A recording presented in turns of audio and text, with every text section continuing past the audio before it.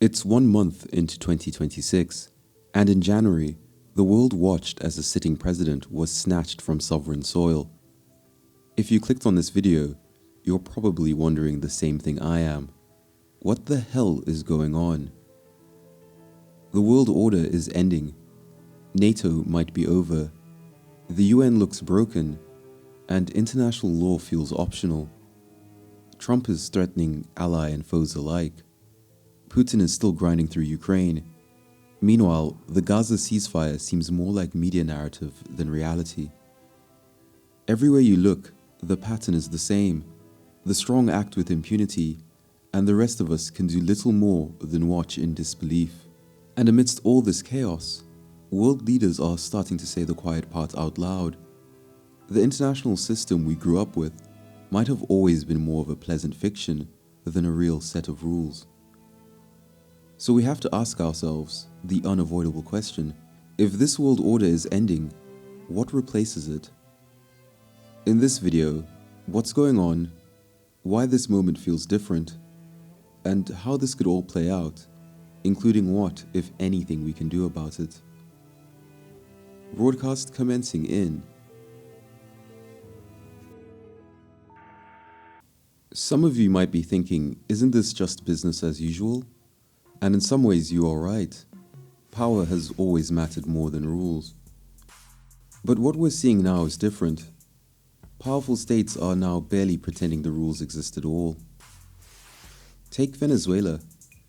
The capture of President Nicolas Maduro in January 2026 was unprecedented in the modern international system.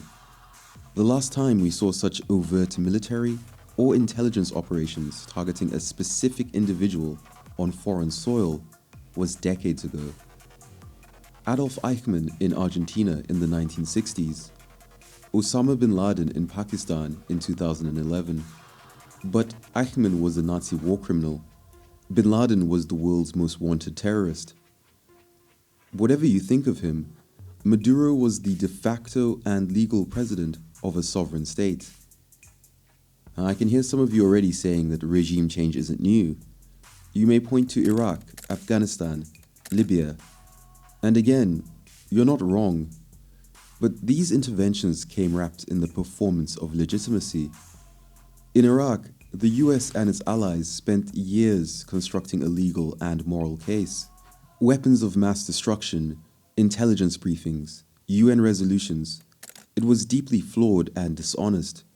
But the point is, the argument was made within the framework of international law. Afghanistan was presented as collective self-defense, the war on terror. The intervention in Libya was preceded by a successful vote at the UN Security Council. But with Venezuela, there was no serious attempt to ground it in international law, no prolonged justification. Trump said it plainly. Oil mattered, strategic interests mattered.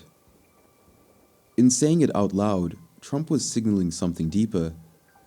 International law didn't apply, or at least not to the United States. We have a presence in Venezuela as it pertains to oil. We're going to get the oil flowing the way it should be. Venezuela is the recent example, but something else exposed the collapse. Gaza. We all watched as civilians, including thousands of children, were killed in Gaza. The response from Israel and Western governments was almost automatic: self-defense. Meanwhile, the International Criminal Court said there was credible evidence of crimes against humanity and issued arrest warrants against Israeli leadership. The response from the United States was unambiguous. Across administrations and across party lines, Washington made it clear its support for Israel would remain ironclad. Media coverage minimized civilian deaths, treating them as unfortunate but inevitable. And for a lot of us watching, something broke. The sense of credibility and legitimacy. It felt like we were being gaslighted by the very systems that were supposed to stand for human rights and truth. The institutions that claimed to represent a rules-based international order suddenly looked selective, political, and hollow. It was impossible to ignore. Hypocrisy has always existed, but the difference was the brazenness, the open rejection of norms that were supposed to restrain our worst excesses. All this is part of a much larger trend. In Trump's second term, the United States began actively withdrawing from the global system it once led, cutting foreign aid, pulling out of institutions like the World Health Organization, and deprioritizing multilateral cooperation. For decades, the US helped build a global order anchored in American power, its ideology, its culture, its military reach, all with the dollar at the center of it. Now, that same power is actively dismantling parts of the system it once enforced. Put these pieces together, and the pattern becomes hard to ignore. On one side, you have powerful states, the US, Russia, Israel, acting with open disregard for international law. On the other, you have the slow unraveling of the institutions that were meant to give that law meaning. You don't need theory to see it. Just listen to world leaders at Davos. The language has changed, confidence is gone. Nobody truly sounds like they believe that the current order is holding. We knew the story of the international rules-based order was partially false, that the strongest would exempt themselves when convenient. This bargain no longer works. Let me be direct. We are in the midst of a rupture, not a transition. It's a crisis of belief, and once belief in a system collapses, the system itself usually follows.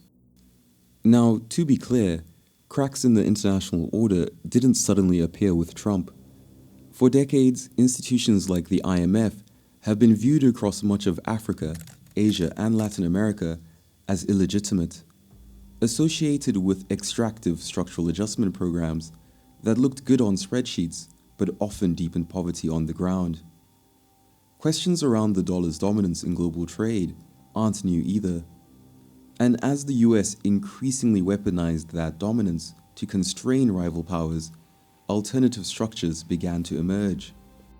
Organizations like BRICS exist precisely to offer a way to participate in global trade and finance without fully committing to a US-dominated system. It didn't happen overnight. It's long-term erosion, but recent events have been like gasoline on fire. Recently, I've seen a lot of people online argue that all of this is exaggerated.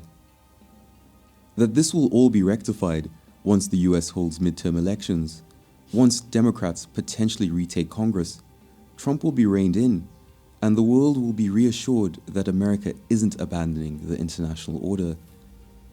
I disagree, and here's why.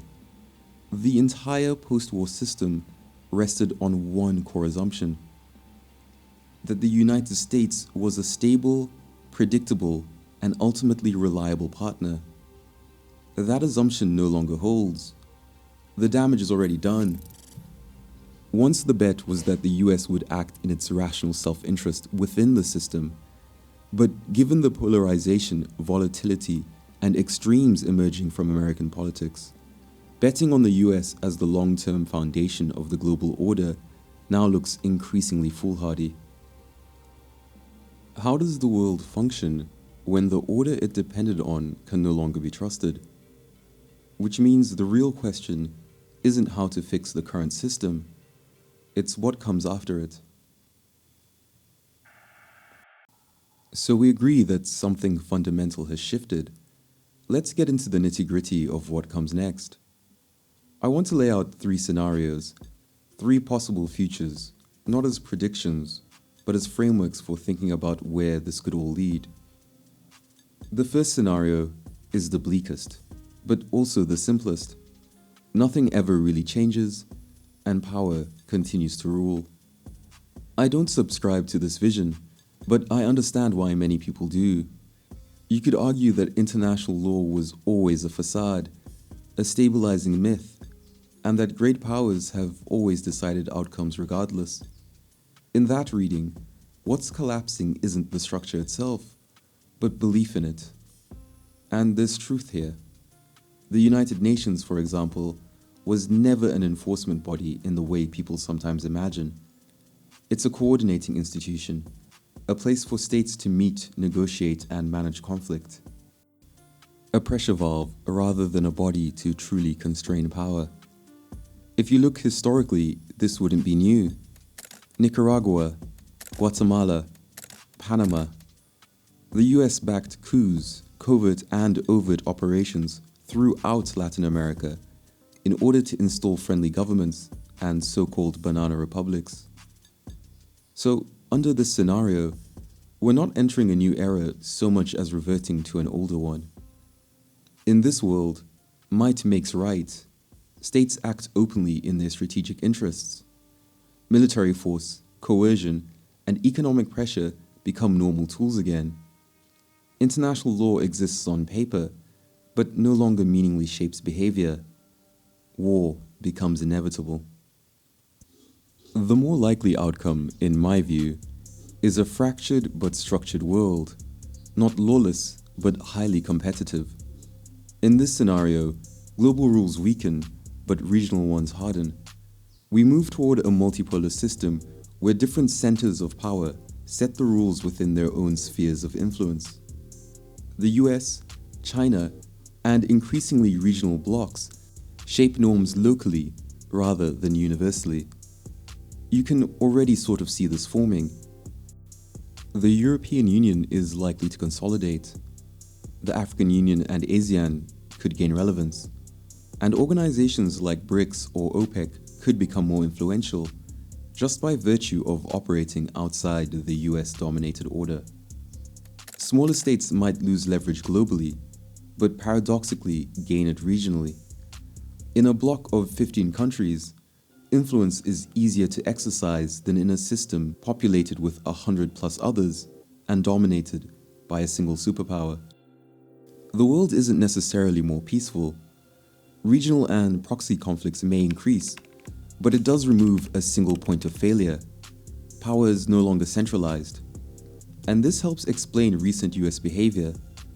Venezuela, Greenland, even rhetoric towards Canada, Russia's invasion of Ukraine, and China's heightened military drills around Taiwan.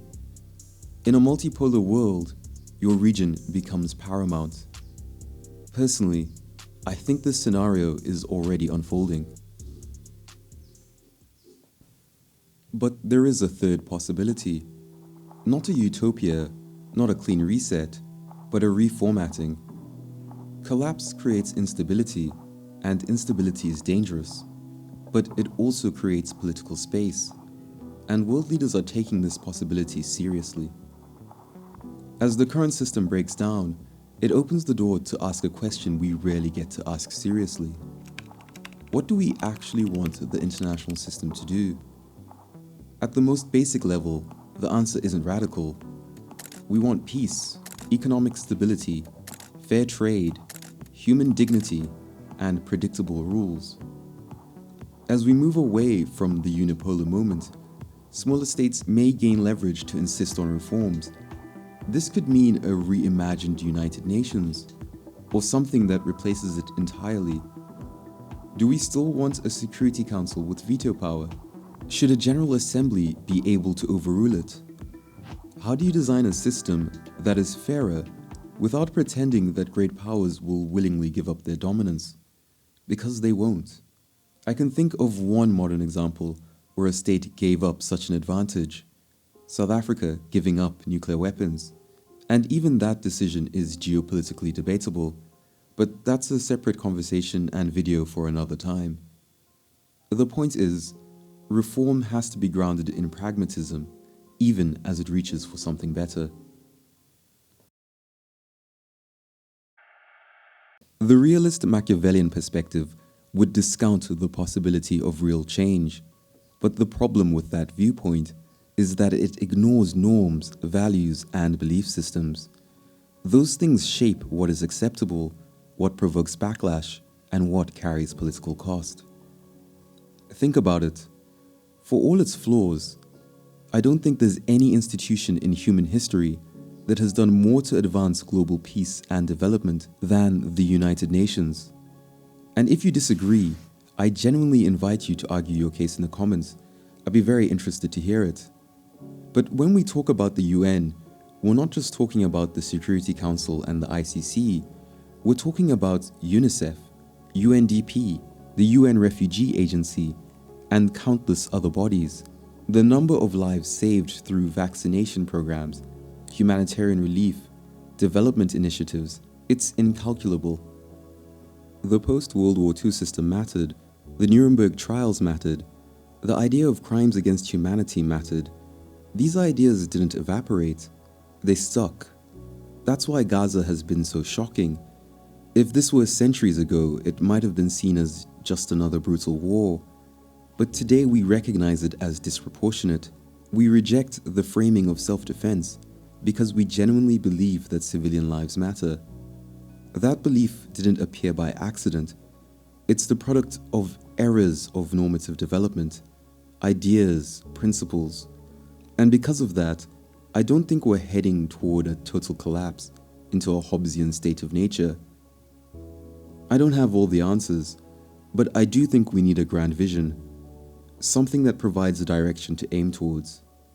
And yes, supranational governance is unpopular. Brexit made that clear. So has the global rise in anti-immigration sentiment. It's easy to mobilize people against institutions that feel distant and unaccountable. All of this demonstrates why this is so hard. In the short term, we're heading into a multipolar competitive world. But that shouldn't stop us from working toward an international system that reflects humanity's real needs. Because ideas matter. They work slowly, but they help shape reality. That's because at every level, the system is made up of people. Strip away the abstractions of institutions and power, and it's all just human beings making daily decisions, all the way up and all the way down. So the real question should be how we build systems that incentivize better behavior while preventing abuse. Well, the international order as we've known it is over, and something new, or at least very different, is emerging in its place. Actions by the United States, Russia, and Israel show an open disregard for international law, and recent statements from world leaders suggest that belief in the system itself is cracking. States aren't just talking about it, they're making decisions, changing policies, forming new partnerships, preparing in real time for what comes next. This video isn't about predicting the future or telling you what will happen. It's about framing possibilities. Because systems are shaped by long-term trends and the accumulation of countless individual actions, ideas, and pressures that slowly reinforce one another. So do whatever you can. Sometimes it's small, sharing an idea, having conversations, pushing back on bad narratives. Sometimes it's bigger, engaging with political systems, institutions, or the media where we can. The collapse of the current international order is unsettling, and it will bring instability. But it's also an opportunity to ask what we actually want the system to do for us, and how we might build something that limits the worst abuses of power, even if it can't eliminate them entirely. But what do you think? Is the current international order really dead? And how would you design the new one? Thanks for watching to the end. It means more than you know. Please leave a like if you enjoyed this video, and subscribe for more videos on power, collapse, war, and the systems behind them.